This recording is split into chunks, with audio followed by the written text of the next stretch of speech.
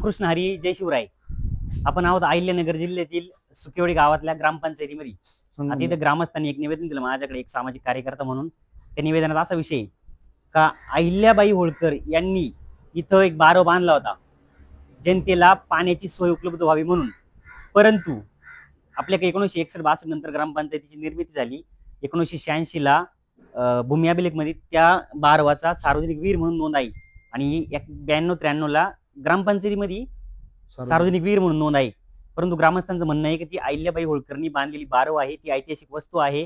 पुरातत्व खात्याने याच्यावर सर्च करावा, काहीतरी तपासण्या कराव्या आणि तो बारव पुन्हा त्या स्थितीमध्ये उभा करावा, बांधावा. परंतु ग्रामपंचायतीने तो बारव पूर्णपणे गाडून टाकला आणि त्याच्यावर ग्रामपंचायत बांधली. तर ग्रामस्थांची याच्यावर चीड निर्माण झालेली. आणि दुसरी गोष्ट, त्या बारवामध्ये एक जिवंत कासव होतं असं ग्रामस्थांचं म्हणणं आहे. ते कासव सुद्धा त्यांनी तसंच जिवंत कोरलेले. ही ती जागा आहे ग्रामपंचायतीची की इथं तो बारव होता.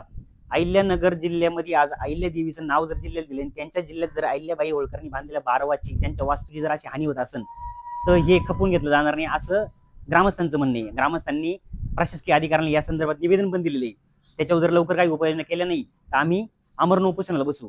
तर पुरातत्व खात्याला, शासनाला आणि प्रशासनाला माझी विनंती राहील या ग्रामस्थांच्या वतीनं, सामाजिक कार्यकर्ता म्हणून, काही याच्याकडे लक्ष द्यावं आणि त्याच्यावर पुरातत्व खात्याने अभ्यास करून जर ती खरोखर बारव अहिल्या देवीने बांधली असेल तर ती पुन्हा स्थिती उभी करावी. ग्रामपंचायतीला भरपूर जागा आहे, ती दुसरीकडे हलवावी. शासनाकडे काही निधी नाही अशी काही गोष्ट नाही, परंतु लोकांच्या भावनेशी खेळू नये असं माझं पण वैयक्तिक मत आहे, एक सामाजिक कार्यकर्ता आणि थोर महापुरुषांचा अभ्यासक म्हणून.